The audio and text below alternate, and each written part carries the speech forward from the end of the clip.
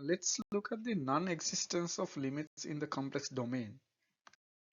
Due to the complex nature or the two-dimensional aspect of the Z domain, the certain limit may not exist. To see this, let's look at an example. So let's try to find the limit of Z bar over Z, where Z bar is the conjugate of Z, as Z approaches 0. So what we do, we look at the limit when, so there are like infinitely many ways that Z can approach 0. So we look at two special cases. So that means to see this, we're going to compute the limit when Z approaches 0 on the real axis and the imaginary axis. So we look at those two cases. And you can see that there are infinitely many ways. So, but those two are the easiest to consider, the real axis and the imaginary axis. So we do the same thing. If you look at another problem, we try to do like something like that so that the calculation is easier.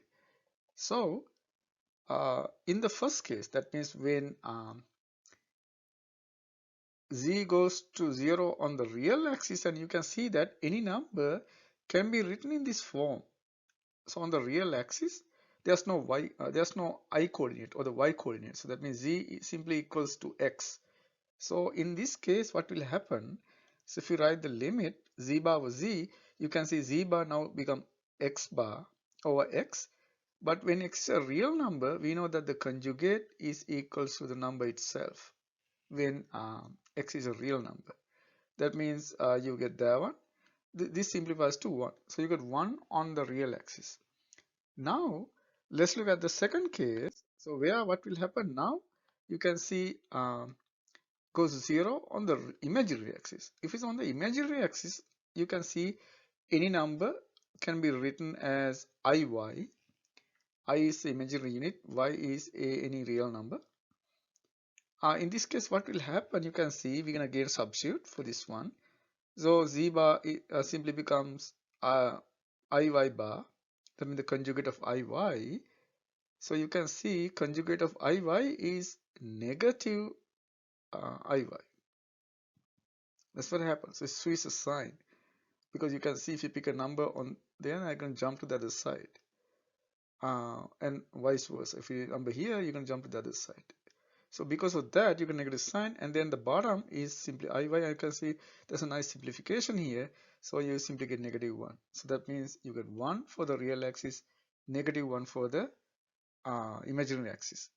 And as we learn in calculus 1, and you can see that we get different limits depending on the direction of which we approach 0. And then remember in the last video, we talk about a proposition 2.7, which says that a restriction to a smaller domain still have the same limit. So that here we are talking about two different restrictions. One restriction is on the x-axis and the other restriction is on the y-axis. So that means if the limit exists, you can see that the restriction cannot change the value. But you get two different values when you do that right now on the real axis and the imaginary axis. So that means the limit cannot exist in this case, because otherwise how you can get two different values. So that's the argument. That's how we use the proposition 2.7. So when you restrict, you cannot get different values. It should be the same value. So that means the limit um, cannot exist in the first place. So limit doesn't exist. So that's how we do. So in any problem like that, we consider two different paths. So now you can try these problems for practice. So we have Z over real Z when Z goes 0, and Z over imaginary Z, and then real Z over imaginary Z. We also discussed this problem in the last one also. And then Z bar, and then we have like a X and Y situation here. And also we have really two nice interesting one. Try to do these two. These are like important in application, for example, physics. When you talk about potentials. Okay, so you can try those as practice problems now.